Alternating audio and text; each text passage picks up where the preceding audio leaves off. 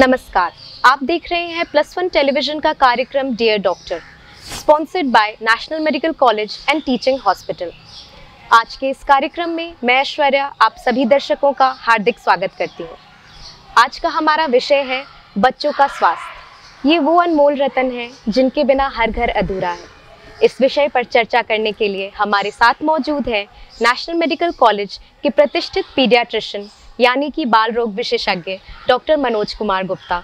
Sir, बहुत स्वागत है आपका। धन्यवाद। सर, मेरे विचार में पीडियाट्रिक्स एक काफ़ी चुनौतीपूर्ण विभाग है, क्योंकि बच्चे और खासकर कि नवजात शिशु ये अपनी परेशानियों को बोलकर तो जाहिर नहीं कर पाते हैं। तो ऐसे में उनके लक्षणों को पहचानने के लिए एक काफ़ी नज़ाकत भरी समझ होनी पड़ती है।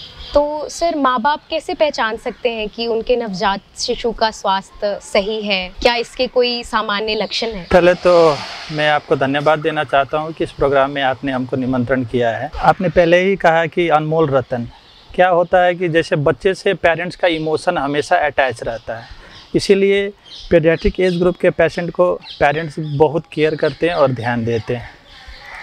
पहले हम लोग को पता होना चाहिए कि नवजात शिशु किसको कहते हैं। जी। नवजात शिशु जब बच्चा इस संसार में पैदा होता है, माँ के पेट से निकलता है, तो फर्स्ट 7 डेज़ को हम लोग न्यू बॉर्न कहते हैं और 7 से 28 डेज़ के पीरियड को हम लोग न्यूनेटल पीरियड करते हैं, जिसको हम लोग शिशु कहते हैं। और हमारे कंट्री के कॉन्टेक्स्ट में देखा जाए तो क्या है कि न्यूनेटल डेथ रेट यूजुअली यहाँ पे बहुत ज़्यादा है। यदि हमारे देश में 1000 बच्चा पैदा होते हैं, उसमें से 21% मतलब 21 डेथ कन्फर्म होता है। तो 21% है हमारे देश का न्यूनेटल डेथ रेट। और किसी डेवलप कंट्री से यदि हम लोग कंपैरिजन करते हैं, जैसे हम लोग यदि यूएसए से कंपैरिजन करते हैं, तो वहाँ पे न्यूनेटल डेथ जस्ट 3 है।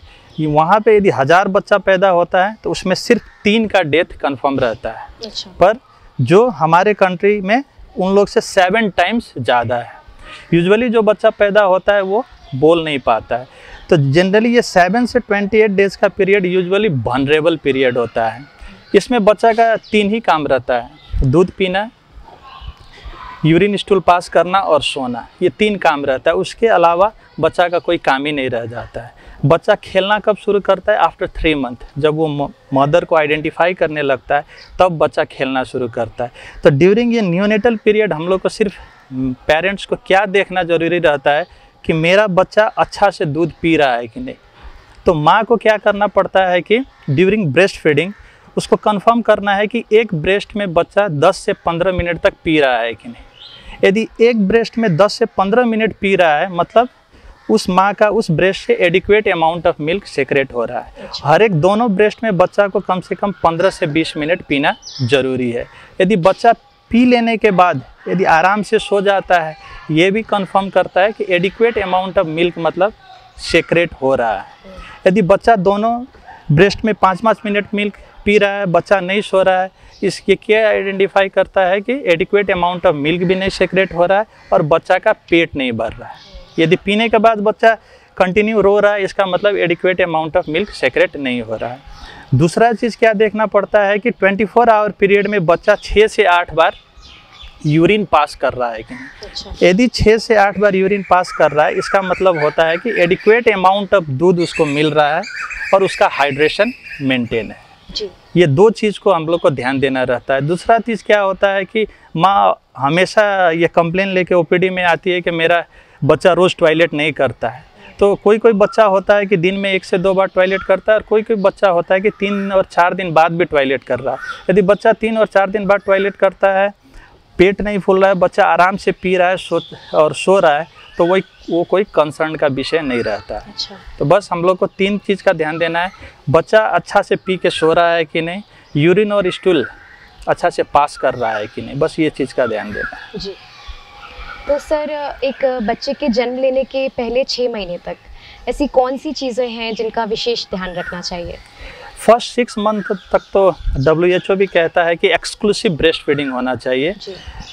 दूध के अलावा बच्चा को कुछ नहीं देना है। सिर्फ उसमें क्या होता है कि यूजुअली विलेज में क्या कंसर्न होता है कि गर्मी ज़्यादा हो गया है, बच्चा को पानी भी पिला देते हैं, पर वो ज़रूरी नहीं है। अच्छा। जो बच्चा मिल्क माँ का दूध पी रहा है उसमें पहले 4 मिल्क सेक्रेट होता है, जिससे बच्चा का थ्रस्ट जो होता है, प्यास, वो मर जाता है। उसके बाद जो मिल्क सेक्रेट होता है उससे उसका पेट भरता है। तो माँ के दूध में ही 4 मिल्क और हिंड मिल्क करके 2 टाइप के मिल्क निकलते हैं। जो 4 मिल्क उसका थ्रस्ट को कंप्लीट कर देता है और हिंड मिल्क जो है उसके पेट को भर देता है। अच्छा, तो सर जैसा कि आपने बात किया ब्रेस्ट फीडिंग के बारे में कि गांव समाज में आज भी काफ़ी गलत फहमियाँ हैं लोगों के बीच में, तो सर ब्रेस्ट फीडिंग करने का सही तरीका क्या है? और ये जो आप कह रहे हैं कि लोगों में जो गलत फहमियाँ हैं पानी पिला देने का, इस बारे में आप हमारे दर्शकों से क्या कहना चाहेंगे? हम तो हर एक पेरेंट्स से ये कहना चाहते हैं कि यदि बच्चा सिजेरियन से हो चाहे नॉर्मल डिलीवरी से हो रहा हो, हमेशा हम लोग को माँ का दूध ही बच्चा को देना है और 6 महीना तक दूध के अलावा कुछ भी नहीं देना है। अच्छा। कभी कल क्या होता है कि सिजेरियन सेक्शन से यदि बच्चा पैदा हो रहा है तो जो मिल्क का सेक्रेशन है वो 1-2 दिन प्रोलॉन्ग हो सकता है। अच्छा। फिर भी हम लोग को कोशिश करना है कि यदि माँ लेटी हुई है तो उसी समय बच्चा को ब्रेस्ट फीड जैसे भी कोशिश करके ब्रेस्ट फीड कराना है। ब्रेस्ट फीड का अल्टरनेटिव कोई चीज़ होता ही नहीं है। सर बात करते हैं वैक्सीनेशन के बारे में, जिसे आमतौर पर लोग टीका लगवाना कहते हैं। हाँ। तो ये तो एक ऐसा अस्त्र है जो काफ़ी जानलेवा बीमारियों से हमें बचाता है, तब भी लोगों में आज भी वैक्सीनेशन को लेकर काफ़ी डर है, काफ़ी गलत फहमियाँ हैं, तो आप इनको दूर करने के लिए क्या कह सकते हैं? अब मैं वैक्सीनेशन के बारे में तो यही कहूँगा कि वैक्सीनेशन एक भगवान का दिया हुआ वरदान है और ह्यूमन क्रिएटेड सबसे बड़ा इसको ब्रह्मास्त्र कर सकते हैं जी। यदि वैक्सीनेशन नहीं रहता तो आप और मैं भी ऐसे नहीं बैठे रहते, क्योंकि हिस्ट्री पलटा के देखिए कि हिस्ट्री में भी बहुत ऐसे एपिडेमिक आए हुए, जैसे स्मॉल पॉक्स आया, प्लेग आया, ये सब वैक्सीन से ही प्रिवेंट हुआ है। तो वैक्सीन एक ऐसा चीज़ है कि जो बच्चे को नया ज़िंदगी देता है। जी। यदि हम लोग बच्चा को वैक्सीनेट करने का मतलब क्या होता है कि वी आर प्रिवेंटिंग दो child from different types of life taking diseases, उससे हम लोग प्रिवेंट करते हैं। और सिर्फ हम लोग उस बच्चे को प्रिवेंट नहीं करते हैं, यदि हम कोई कम्युनिटी में बच्चा को वैक्सीनेट कर रहे हैं तो वो बच्चा उस कम्युनिटी में एक हर्ड इम्यूनिटी भी डेवलप करता है। अच्छा। जिससे समाज के और लोग भी उससे प्रिवेंट होते हैं, डिफरेंट टाइप ऑफ डिजीज से प्रिवेंट किया जा सकता है। पर स्टिल कुछ कम्युनिटी है जिसमें इस वैक्सीनेशन को गलत तरीके से लिया जाता है। पर इसमें क्या होता है कि कोई भी कम्युनिटी का आदमी हो, कोई भी संस्कृति और धर्म फॉलो कर रहा है, हमेशा कोई भी धर्म और संस्कृति का काम यही होता है कि नया जीवन देना, अपने जीवन को संरक्षण करना। तो वैक्सीन जीवन को संरक्षण करता है, लाइफ को प्रिवेंट करता है। उसके लिए हम लोग क्या कर सकते हैं कि जो कम्युनिटी में इसको ख़राब तरीके से लिया जाता है उसमें जाके वहाँ के लोगों से उन लोगों को रिस्पेक्ट दे के इसके साइंटिफिक इफ़ेक्ट के बारे में बताना ज़रूरी है। और अच्छा वे तो ये होगा कि जिस कम्युनिटी में इसको गलत किया जा रहा है उसके धर्म गुरु को पकड़ा जाए। अच्छा। है ना, उन लोगों को इसके साइंटिफिक बेनिफिट के बारे में बताया जाए। जी। ऐसा नहीं है कि वो लोग नहीं समझेंगे, वो लोग ज़रूर समझेंगे और वो उसके इफ़ेक्ट को हम लोग प्रैक्टिकली यदि दिखा सकें तो वो भी अपने बच्चों को ज़रूर देंगे ये वैक्सीन। जी, ठीक, बहुत अच्छी बात कही आपने।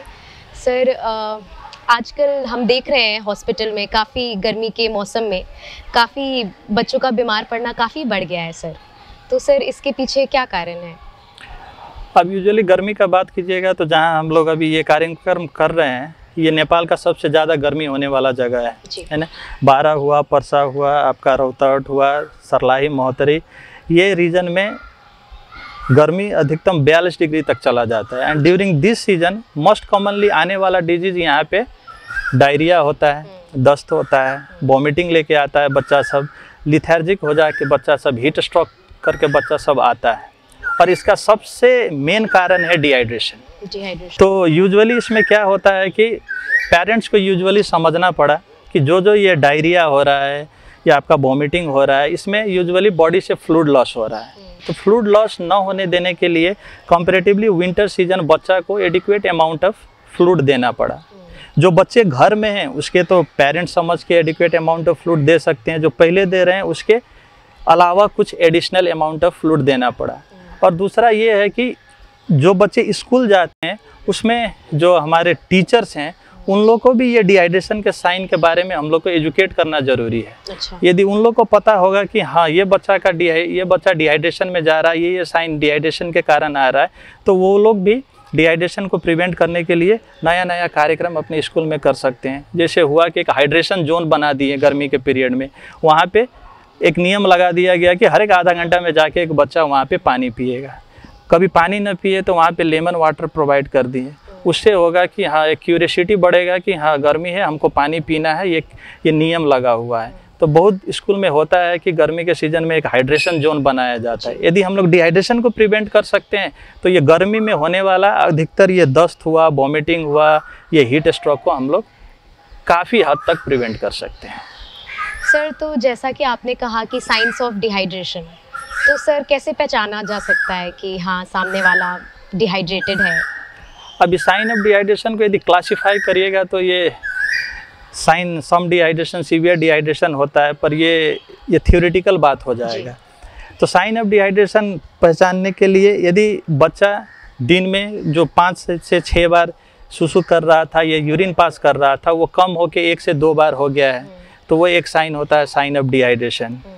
दूसरा क्या होता है कि बच्चा का माउथ देख सकते हैं हम लोग एकदम ड्राई है, तो वो एक हो सकता है साइन ऑफ डिहाइड्रेशन। यदि स्किन पिंच करके हम लोग देख सकते हैं कि जैसे स्किन पिंच किया इजीली चला जा रहा है, तो वो नहीं होता है। यदि लेट से जा रहा है वो एक साइन ऑफ डिहाइड्रेशन हो सकता है। और बच्चा काफ़ी ज़्यादा थ्रस्टी फील कर रहा है, वो भी एक साइन ऑफ डिहाइड्रेशन हो सकता है। पहले जो बच्चा हम खेल रहा था, कूद रहा था, अचानक से सुस्त हो जा रहा है, that is also a sign of dehydration. ये देख के पेरेंट्स वो कर सकते हैं कि ये साइन ऑफ डिहाइड्रेशन है। सर, जैसा कि आपने कहा कि बच्चों में काफ़ी डायरिया, दस्त जैसी समस्या काफ़ी देखने को मिलती है, तो सर खास करके बच्चों में ऐसा क्यों, इतना आमतौर पर क्यों ऐसा होता है? मेनली क्या होता है कि बच्चा कोई चीज़ खाने और पीने के लिए कंसर्न नहीं रहता है। जैसे हम लोग हुए, हम लोग को पता है कि हाँ गर्मी है, हम लोग को गर्मी में पानी पीना है।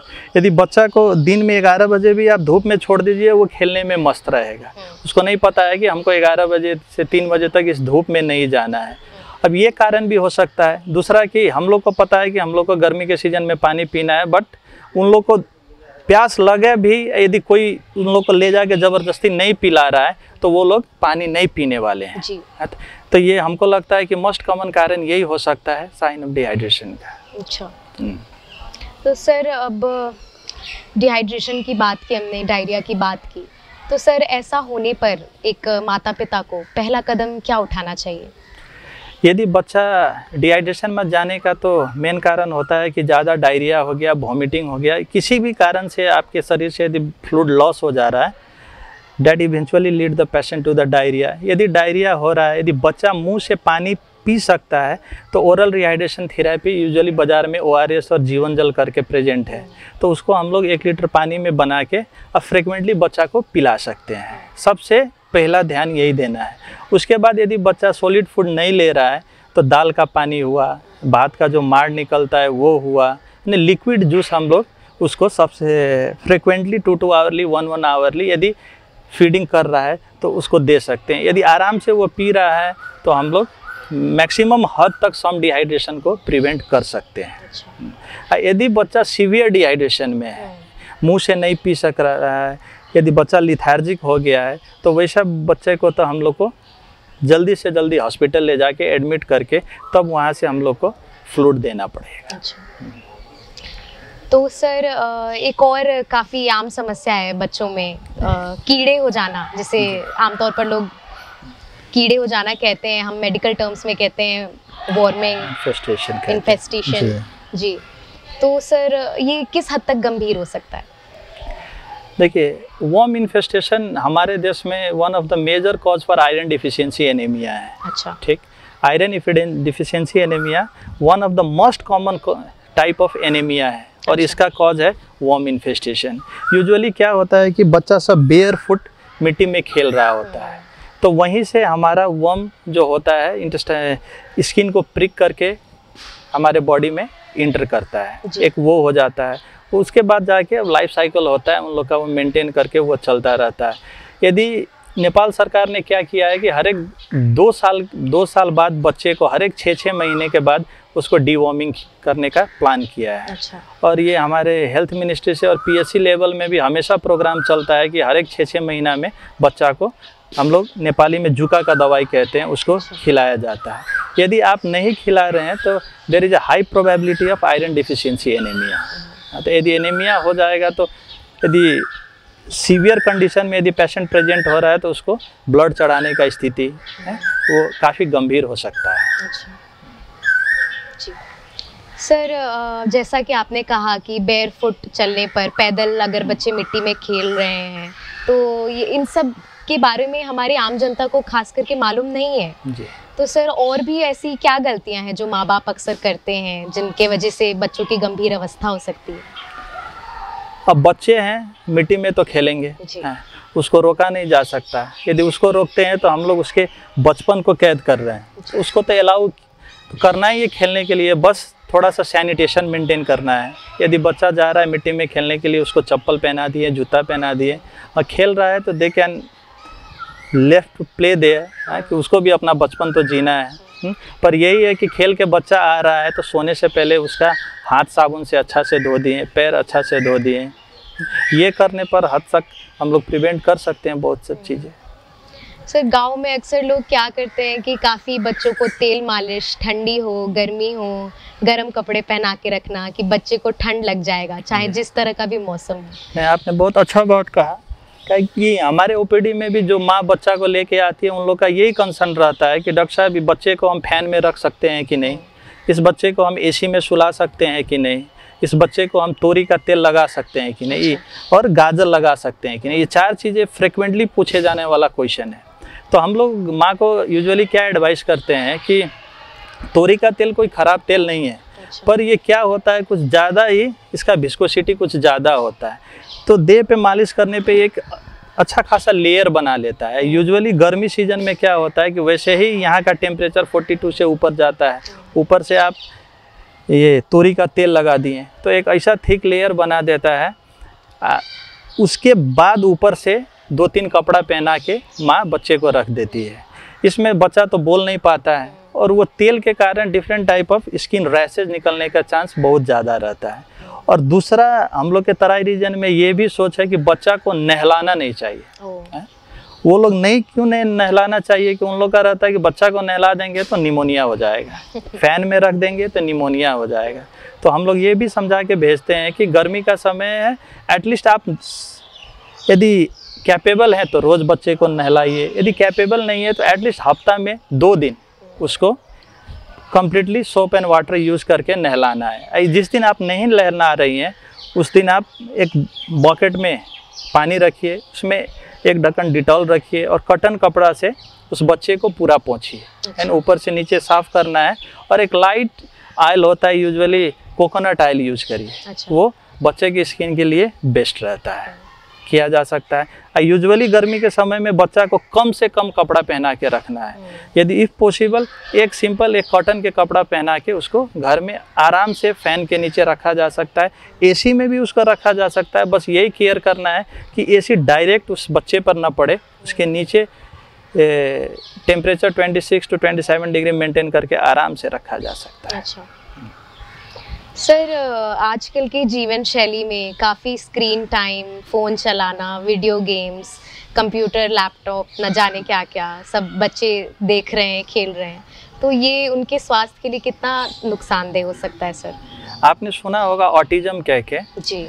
ये स्क्रीनिंग टाइम के कारण सबसे कॉमन जो ये साइकेट्रिक प्रॉब्लम जो डिसऑर्डर बच्चा में हो रहा है ये ऑटिज्म है। अब ये भागदौड़ का लाइफ है, विदाउट टेक्नोलॉजी लाइफ भी पॉसिबल नहीं है। अभी माँ भी वर्किंग है, पापा भी वर्किंग है, दोनों चले गए काम पे हैं, बच्चा को देखेगा कौन, मेड के सहारे छोड़ दिए हैं। घर में अब नहीं लगता है कि हमको मैक्सिमम घर में ग्रैंड पेरेंट्स भी नहीं है, सिर्फ सिंगल फैमिली रह रहा है मेट्रोपॉलिटन सिटी में। बच्चा को रख दिया मेड के हवाले और चला गया। मेड कैसे देखेगी बच्चा को, घर का भी काम करती है उसको भी। तो यूजुअली क्या करता है वो लोग फ़ोन पकड़ा देता है बच्चा सबको, है ना। तो वो बच्चा इंटरेस्टिंग चीज़ सब देखता है, उसमें वो इन्वॉल्व हो जाता है। अब उसके साथ कोई खेलने वाला आदमी रहे तब ना वो भूले, वो तो खेलने वाला आदमी कोई अवेलेबल नहीं है।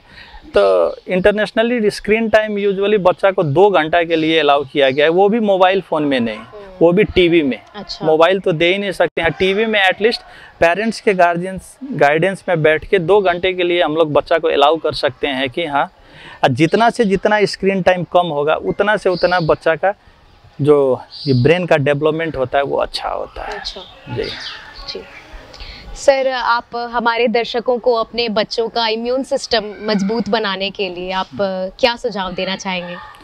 एक तो मैं सबसे यही कहना चाहूँगा कि अपने बच्चे को हर एक PSC हुआ चाहे कोई भी वैक्सीनेशन सेंटर पे ले जाके सारे वैक्सीन लगाने हैं, है ना। Vaccine is the one of the major source to maintain the immunity of every child. और दूसरा क्या है कि 6 महीना तक के बच्चा के लिए एक्सक्लूसिव ब्रेस्ट फीडिंग कराना है, वो भी एक इम्यूनिटी प्रोड्यूस करता है बच्चे में और डिफरेंट टाइप ऑफ डिजीजेस से लड़ने के लिए प्रोवाइड करता है। उसके बाद क्या होता है कि आफ्टर 6 मंथ जब हम लोग सॉलिड फूड स्टार्ट करते हैं उसमें भी हम लोग को ध्यान देना है कि हाँ, घर का बना हुआ खाना जैसे दाल चावल हुआ उसी को ग्राइंड करके, दाल का पानी हुआ, ये सब हम लोग को प्रोमोट करना है। यूजुअली हम लोग क्या करते हैं, फास्ट फूड के तरफ चले जाते हैं। ये फास्ट फूड जितना हो सके बच्चों में डिसकंटिन्यू किया जाए और वैक्सीन टाइम से लगाया जाए, कंटिन्यूस ब्रेस्ट फीडिंग 6 मंथ तक दिया जाए। आफ्टर 6 मंथ जो हम लोग सॉलिड फूड स्टार्ट करते हैं वो घर से ही बनाया हुआ यदि देते हैं तो ये तीनों मिल के हमको लगता है बच्चा का इम्यूनिटी स्ट्रॉन्ग करने में बहुत मदद करेगा। बहुत बहुत धन्यवाद डॉक्टर साहब, इतनी जानकारीपूर्ण बातचीत के लिए मैं आपका तहे दिल से शुक्रिया अदा करना चाहती हूँ।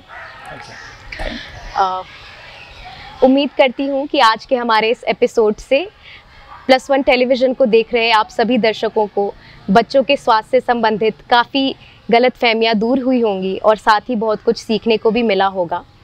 इसी तरह जेन्युइन मेडिकल एडवाइस लेते रहने के लिए जुड़े रहिए हमारे कार्यक्रम डियर डॉक्टर के साथ, sponsored by national medical college and teaching hospital. Cameraman Deepak के साथ मैं ऐश्वर्या आपसे विदा लेती हूँ। स्वस्थ रहिए, सुरक्षित रहिए और देखते रहिए +1 4K टेलीविज़न।